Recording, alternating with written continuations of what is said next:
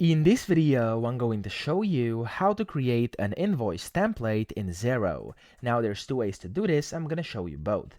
The first one is if you go to the top here and click on the plus button and then click on invoice, and if you try to create a new invoice, you'll see here it's going to say set up invoice template, and you can click on add details, and here you can basically kind of set up the invoice template, okay? However, the customization here is very limited, so if you want an actual template, which is a branding theme, what you want to do, you want to go to up top left, click on your company name, and click on settings.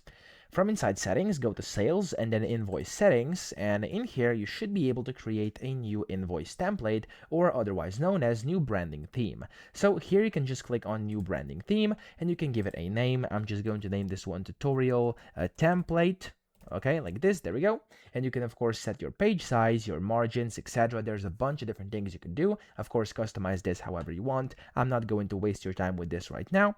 And then over here, you can select what you want to show and what you want to hide on your template or on your invoice. And down here, you have like a bunch of different additional settings as well. You can add terms and payment advice, terms, quotes, etc. There's a bunch of different things. When you're ready, click on the save button, and that is going to add a new invoice template. So over here, you can see if I go to the bottom, here we have the tutorial template. If I now go and click on the plus button and go to invoice, you'll see that now I will basically have a new option over here under branding theme, and this is this tutorial template, and that's how you can create it. So I hope this video helped you out. If it did, please subscribe to the channel and help me out as well.